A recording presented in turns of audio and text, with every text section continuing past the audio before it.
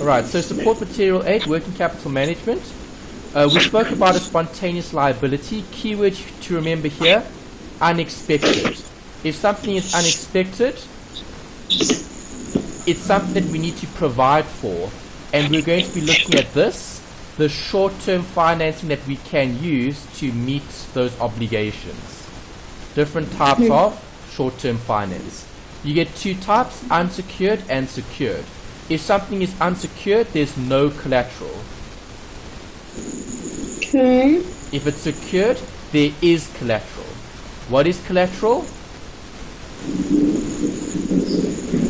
It's an asset that they can take from you. Correct. Good. Okay, an asset that can be taken to meet the obligation. Firms have to access cash because they need working capital on hand to pay for those operational expenses. Right, so when firms want access to cash rather, without unnecessary costs, what can we then use?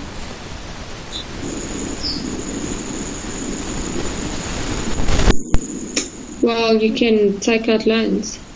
Okay, a loan could be a way to access cash, but that's going to create costs. So we're trying to reduce the cost as much as possible. Okay, it doesn't so cost us anything for having credit terms with our supplier. Yeah. It doesn't cost you anything. What does it cost you? Nothing. Nothing. Okay, so your supplier, your creditors, that's the biggest unexpected liability that can arise, but also the best source of short-term financing. Okay, we know suppliers finance our businesses. So the longer I have in terms of credit terms, the better. Make sense? Yes. Great. Okay, so last week I went through these examples. I want to give you one to see if you still know how to calculate it. So calculate the cost of giving up the discount if it's 5.50 net 45. Oh my gosh. What's the discount?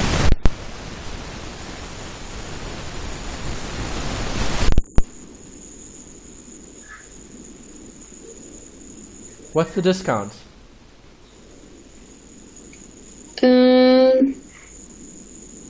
I don't know. 5%. When do you get the discount? If you pay within how many days? 15 days. And when do you pay off the rest? 45. Correct. So, what's the cost of giving up the discount?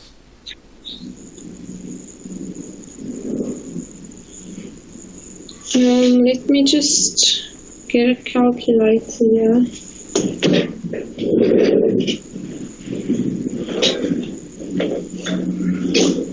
Cost is? I'm just looking for my calculator. Jeez. I don't have my scientific one with me now.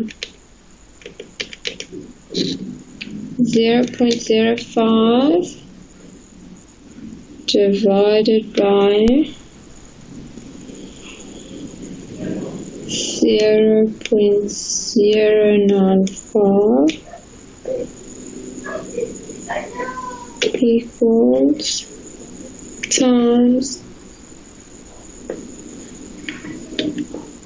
365 divided by 30. I get 6,4. Yes, good. 6,4035 is the correct answer, and that's the cost of giving up the discount. Exactly. Okay, so if I'm giving up the discount, it's going to cost the business around 6%. Okay, so when approaching this section, we need to differentiate between unsecured and secured.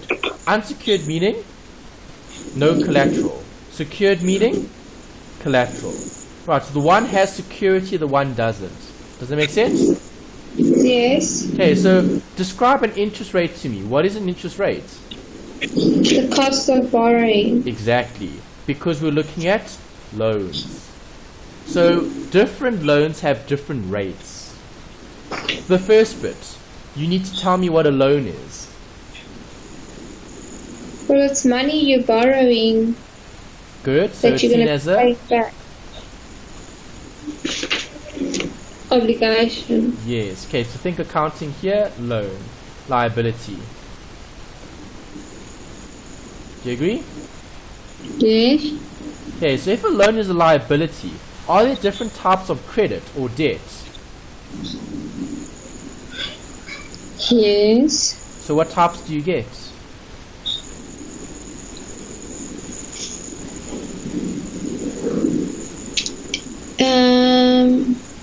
I don't know. Try.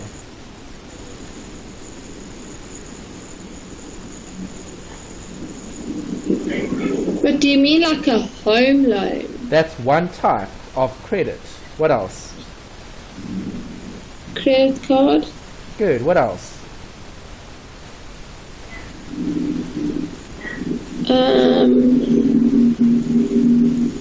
Interest-free loan? I don't know. Good. What else? Geez, now you're pushing it. Come, think. Companies use what else?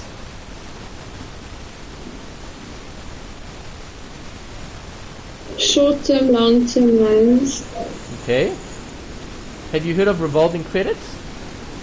No. Okay. What about normal creditors? Is that a form of loan? Yes. It would be. Okay. So how do you feel about credit and debt? Is it a good thing or a bad thing? It's good to some extent if you know how to manage it. Exactly, that's the correct answer. Okay, it's not about whether it's good or bad. It's all about the management of it. Okay, so we shouldn't feel good or bad about credit. Credit is something that helps us run a business. Okay, so if we're running a business, surely you want credit to be viewed as being good and not bad. So to view credit as being good, you do need to manage it. Right, so there's the note. Last week I mentioned this. Credere is Latin for trust. Okay, so to trust or to charge or entrust someone with something. Okay, so how would you describe a debtor? Well, you trusting someone to pay you. Exactly. So are you giving credit or are you getting credit? Giving. Correct. Good. So debtors would be seen as a credit sale where you're the provider of credit. Yes. And how would you define a creditor? They're the provider. They're the provider. Good. So they're financing your business. Okay, so debtors buying goods and services where you, okay, are promised to pay, not you are the one who's owed, okay, so they have to promise to pay. And with the creditor, you're allowing the buyers, okay, allows buyers to buy goods and services. Okay, so that's what creditors are there for. Creditors are there to finance our businesses. Okay. Finance for businesses. Short-term finance. Okay, so last week we mentioned the valuable, let's say the advantages. Okay, we know how valuable a creditor is to the company, especially if we've got good terms with them. Okay, so are you working with debtors or creditors at your business? Debtors. You're working with debtors. Okay, so are you paying or receiving? Receiving. Correct. Okay, because the debtors are the ones that are going to be making the payments.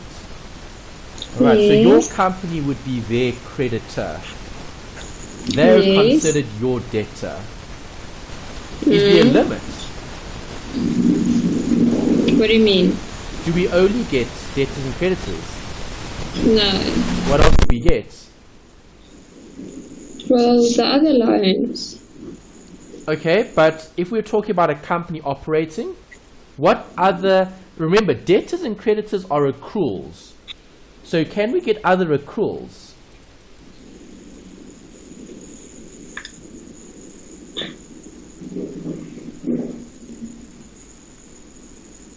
No.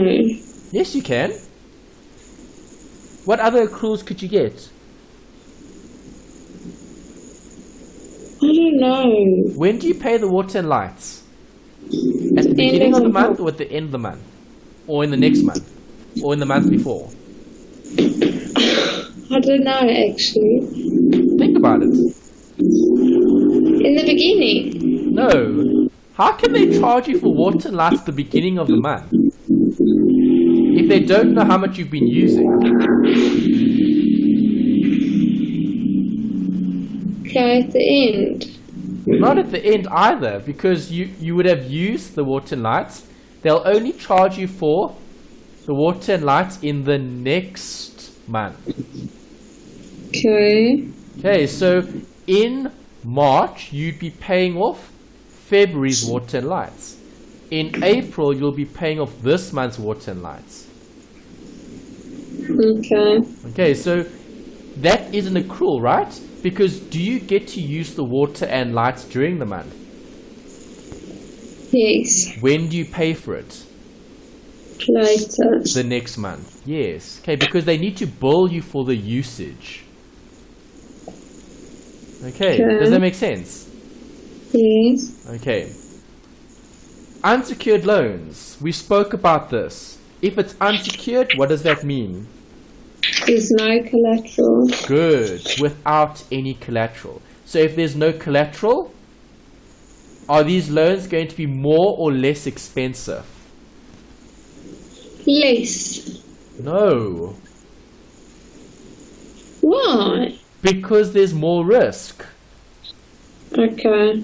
More risk meaning more interest. Okay. So are these loans or liabilities going to be more or less? More. They're going to be more expensive. Okay, not less expensive. Right, so rates on a bank loan, on a single payment note, on an overdraft facility, on a revolving credit agreement, on commercial paper and international loans. If they're unsecured, unsecured loans are more risky and are also priced more expensive in terms of interest, so higher rates. Okay. Compared to the secured loans. Got that? Yes. Good. Okay, secured loans. Credit granted to businesses where there is collateral. And collateral has been pledged against the liability. If something is pledged against the liability, it's put as security for the loan. Okay, but then what is suretyship? Surety is when someone signs on your behalf. Because, so for example, if you had to take out a loan, okay, and you didn't meet the requirements, someone could sign a surety, meaning, well, they're familiar with you, they have a relationship with you, and they would be willing to stand as your, almost like a, how can I put it, like proof, it's almost like proof. It's proof that you will be able to pay it. And if I don't, they have to. Well, no, it's not that they don't. It's not that they have to. Okay, surety isn't collateral. Okay, surety is just a party that can motivate and can support. Okay, the application for credit. Right. So yes, in some instances they can be liable for it. So obviously, think about a minor. Okay, if a minor had to enter into an agreement with a let's say with a store to take out a credit facility to buy clothing, who would they need to enter that contract? The parents. They would need the parent, right? Okay. Okay, so if that's the case, the parent is seen more as the surety rather than the collateral. Okay, because obviously the company can't take the parent if the child can't pay. Or if the son or daughter can't pay, the children, the minor. Okay. Does that make sense? Okay. Yes. Yeah. Okay. So surety isn't collateral. Surety is more a person that can provide evidence or support to back the application. Okay. Someone there to like help with the application. Okay. Okay. So you get different types of secured loans. If it's secured, is there collateral? Yes. Yeah, so what can we place against the liability? Well, there's a few things. You could place the receivables, which is debtors. You could factor them. Okay, so you could pledge. If I pledge my receivables, I'm using it as what? Collateral. If I factor my receivables, what am I doing? Don't know. I'm selling my debtors book. Okay. Okay, so how big is your debtors book at your company?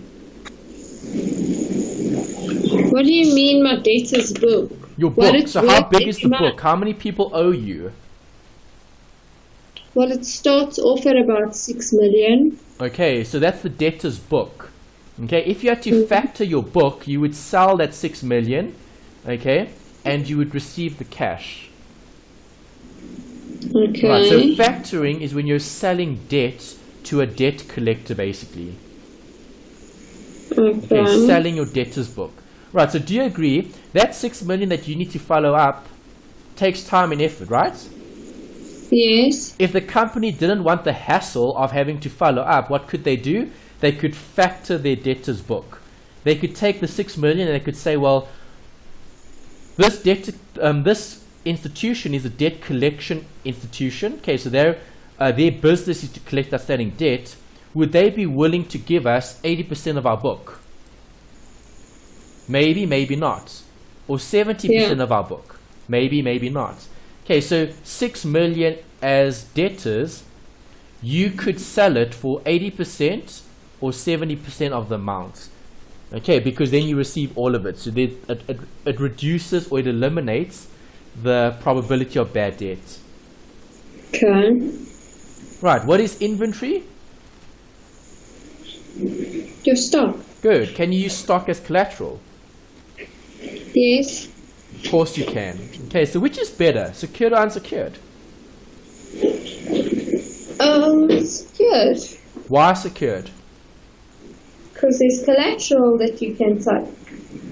Okay, you're thinking about the provider of the loan. We're focusing on the company using those sources of capital.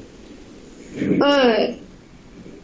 So yeah, then unsecured loans are better for us. No, it's still secured. Why? Because the cost of borrowing is less. Okay. Okay, so I mean, think about the rate on a credit card. How much would you pay on interest on a credit card? I don't know. But you can Anything earn from around interest. 20 to 40% or 35%. But you earn more interest on your credit card. No, you don't. Yes, you do. You earn a very small amount of interest on your credit card. It's tiny. I heard you earn more interest on your credit card than your debit card. Okay, because your debit card doesn't give you any interest. It does. It doesn't. A debit card is just a facility to allow you to make payments. So a debit card would have 0% as the interest rate. A credit card would have something around 0.25% or maybe 0.5%, depending on how generous the bank is. Okay. Okay, but you're not going to invest or save in a credit card. That's not the right instrument to use for saving and investing. Okay, you would use money market instruments. Okay, so money, you probably heard of the word money markets. Okay. Okay, so money market is where you would save. Okay, we're not looking at savings here. Okay, yes, you do earn some interest on your credit card, but it's tiny. It's so small, it's not even worth it. Okay, but it's more than the debit card because the debit card has nothing. Okay, some institutions are introducing products where they do have interest on the debit card. Okay, the only one that is currently doing that at the moment is Capitec. Okay, Capitec advertises interest on your current account, but the other institutions don't. Okay, the other institutions give you all sorts of rewards and stuff like that, but that's it. They don't give you interest on the cash that you hold, unless it's in a savings account. But if it's transactional, you don't get any interest on it. Okay. Okay. Alright, so how do we calculate interest rates?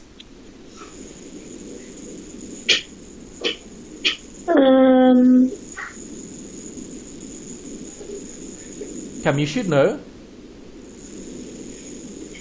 I don't. Time value of money. Oh, yeah. What are you searching for? The I. Yes. The I is the interest rate, right? Okay. Okay, so we get different types of rates. We get rates that are fixed and we get rates that are floating. If it's fixed, will it change? No. No. If it's floating, will it change? Yes. Yes. Okay, so those are interest rates. So, again, a question. If I'm taking out loans, okay, and the loan has a fixed interest rate, do I want the rate to rise or fall? Well, if it's going to be fixed, it's not going to. It's not going to change, exactly. Okay, so it doesn't matter if the rates rise or fall because you've taken out a fixed interest rate. Yes. If it's floating, would you want the interest rates to rise or fall? Well, it depends which side I am. We're looking at financing. Yes, but if I'm lending the money out, I would want it to increase. But if I'm the one borrowing, I'd want it to decrease. Okay, good. So you've looked at both sides of the coin. Great. Okay, so payments of interest. I've put some references here for some examples in the textbook.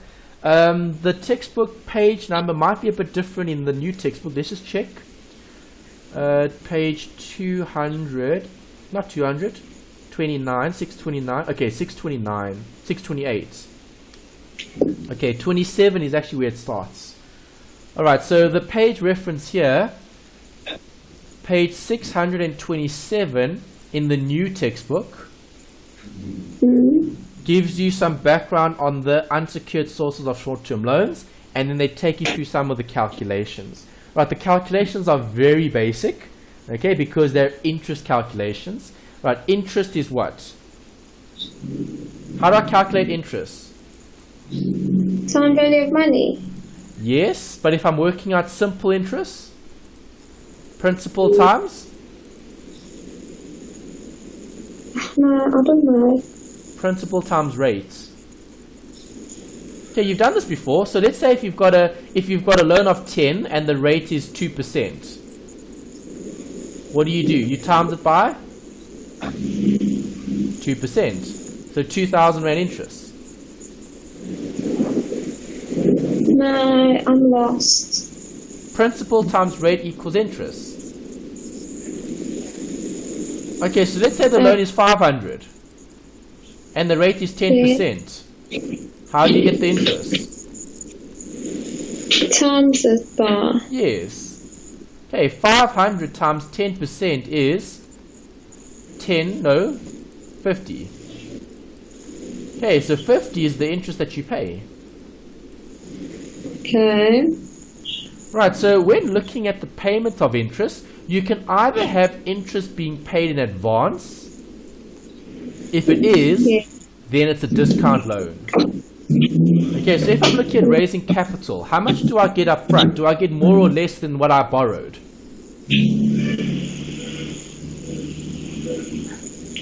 If you get capital up front. Yes, and it's a discount loan. Do you get more or less than what you borrowed?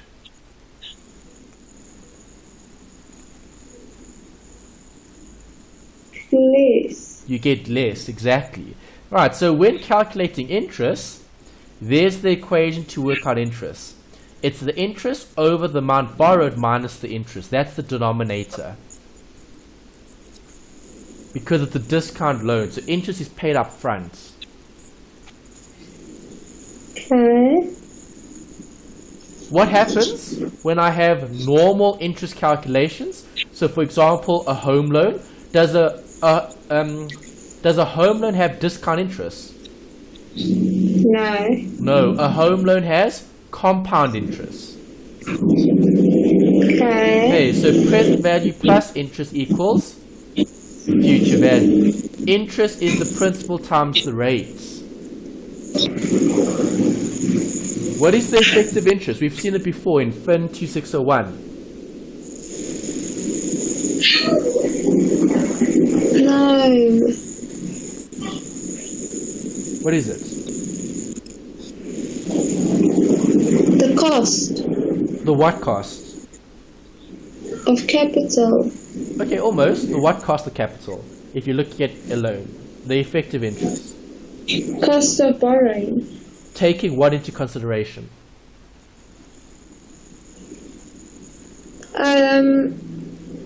The leasing or buying. No.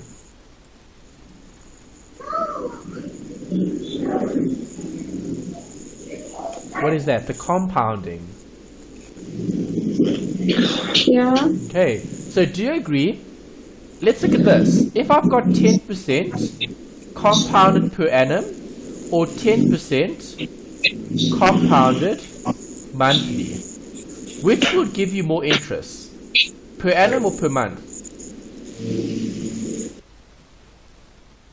Per annum. No, if it's per annum, how many times No, will you get per interest? month. Once a year. Yes, okay, so it's per month. Okay, if it's monthly, if it's compounded monthly, CM, compounded monthly. If it's compounded monthly, you'll earn more interest on interest. So do you agree here you'll have an effective rate? Okay, then you use the second function, EFF, on your calculator. That's the effective rate. That's the effective annual interest rates.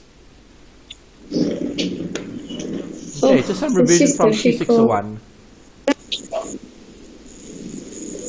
Question? What was wrong?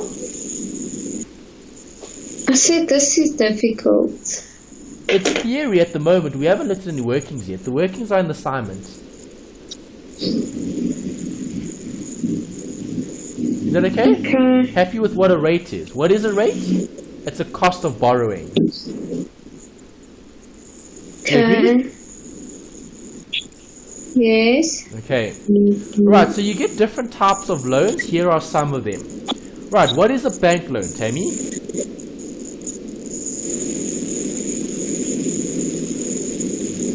Bank loan is money that you're borrowing from the bank. Exactly. Okay, so what do we view that loan as? Secured or unsecured? Unsecured. Correct. Okay, why do financial managers often refer to it as a self-liquidating loan? I don't know. Does the loan pay itself off? No. Yes, it does, because what will the bank loan have?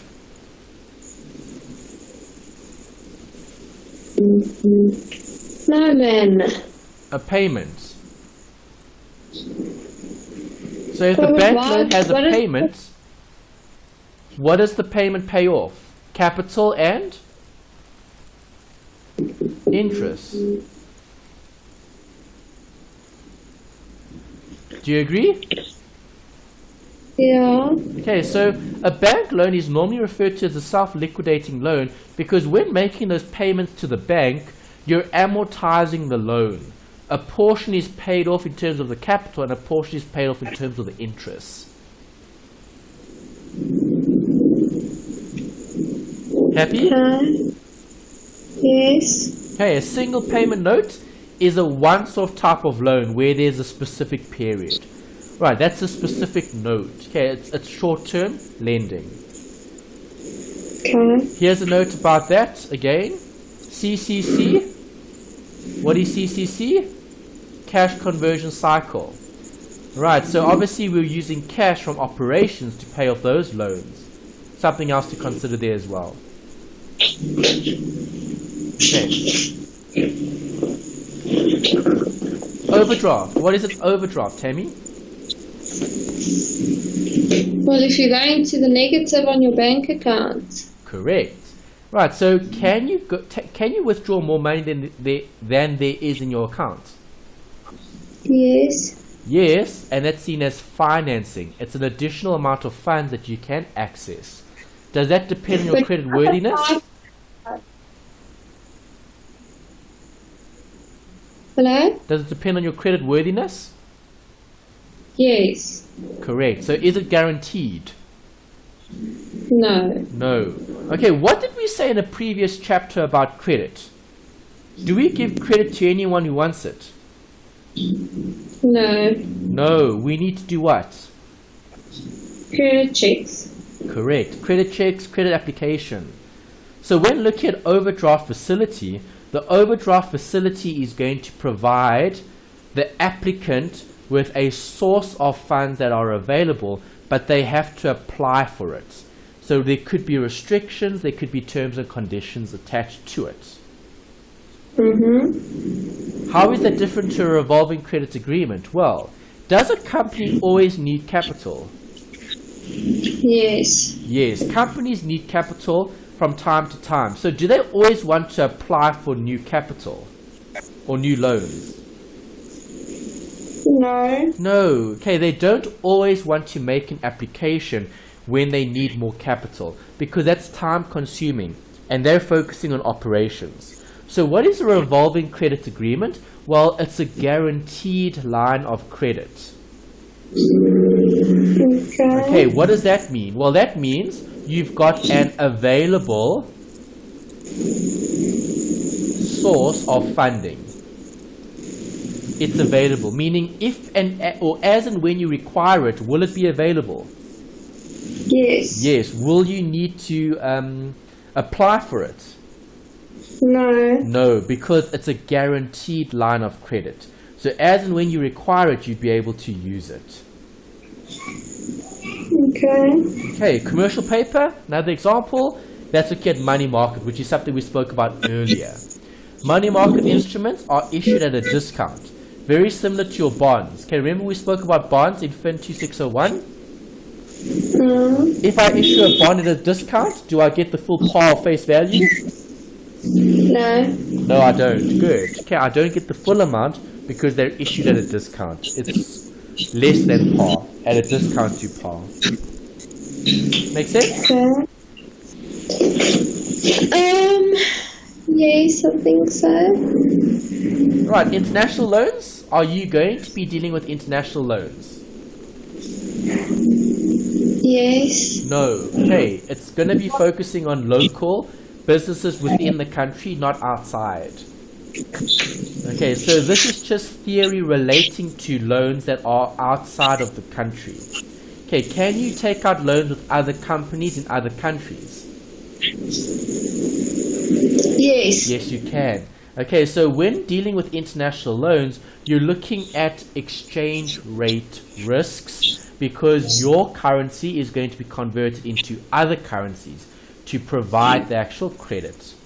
Okay, there are letters of credit, which is a guarantee between banks when dealing with global providers. Right, why do banks have a guarantee for international loans? Any idea? No. It's to keep the system from collapsing. Right, it's to add more liquidity to the markets. Okay, do you want a bank to not meet its obligation? No. No, you don't. Okay, you want good liquidity, especially in the markets.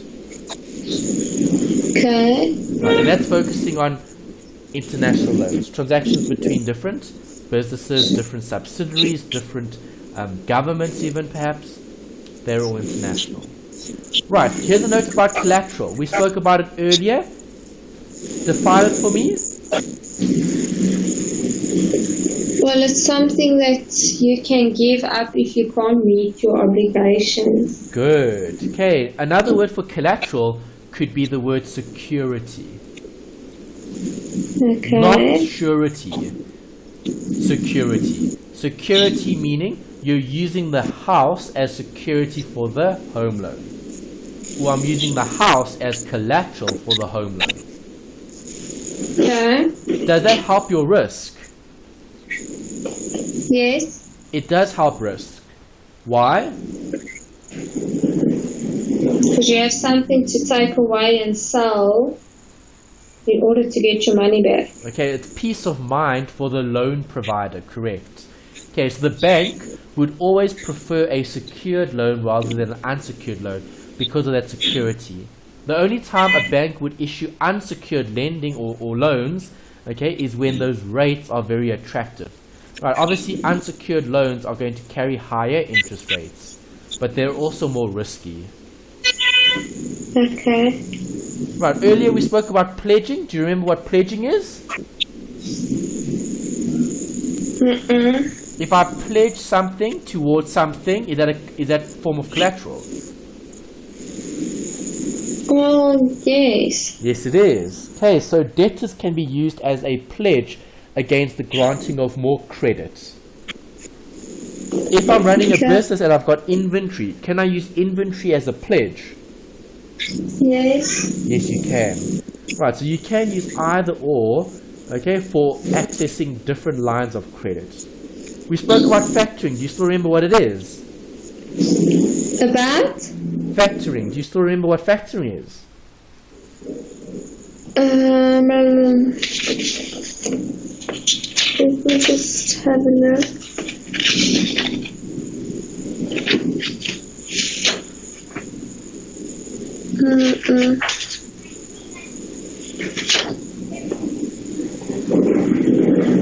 Okay, you even used an example. You said you've got 6 million outstanding debtors.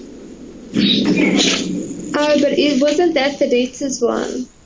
The debtors book. Okay, so factoring your trade receivables is selling your outstanding debtors book. Where is that one? Okay. Okay, so can I always collect from our customers? Should be able to. Well, hopefully. If I can't, can I sell my debtors book? Yes. Okay, it's a consideration. Right, you can consider selling your debtors book to a collector because that realizes cash flow today. Do you agree? Yes. Yeah, so if someone is willing to buy your debtors book, that's a cash injection today, right? But you don't have any asset going forward. But at least you're net positive in terms of cash flow. Yeah. Good. Right, and then we've got inventory here as collateral. We spoke about it earlier. Can you use stock as security? Yes. Yes. So if I don't pay off the loan, what can they do to my stock? Take it. Correct. And they can sell it or auction it off, and that can be then used to cover the debt. Right, so lenders will consider the marketability of inventory. Are all inventory items worth the same? No. Definitely not. Okay, because inventory is valuable in some instances and not as valuable in others. Right, so what assets are very valuable in terms of inventory? Things that we have to buy and sell. Machinery. Yes, machinery. What else? The actual stock. Well, yes, okay, the actual stock, but what types of stock are more valuable? The biggest stocks. Like? Cars. Cars, correct. A car is a valuable asset. Could you then use a car as collateral for more finance? Yes. Possibly, yes. Good. All right, so it all comes down to this. Trust. Do you trust your provider? Okay, so which bank do you bank with? Netbank. Why do you bank with them? Because my mom is staff. Okay. Well, she was. Sorry, I didn't hear that. What did you say? My mom worked for Netbank, Okay, so I got discounted rates. okay. So do you still trust them? Yes. Okay, it's trust. That's the main answer. So yes, obviously, you've got a connection there with your mom in terms of having worked there and so on. Okay, but why do you still bank with them? It's because of the trust. Yes. All right. So you know that they're not going to steal your deposits.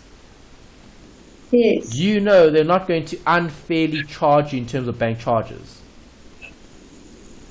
Well, I hope not. Okay, yeah, that's what we hope. Okay, but we'll assume that they are acting in everyone's best interest. Okay, not only for their pocket. There's always a catch.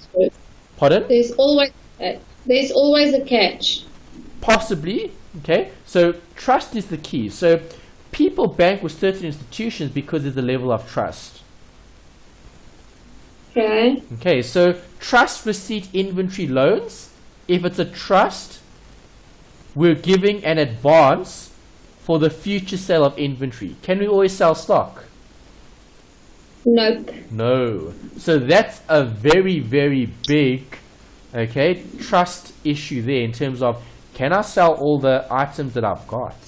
You may or may not. Okay, then you also get a warehouse receipt loan where the lender receives control of the pledged stock. Right, so the lender actually controls the stock. They hold on to the stock because it's the pledged stock. And then later, right, once you've paid back the liability or the loan, you'll then have control of those items again.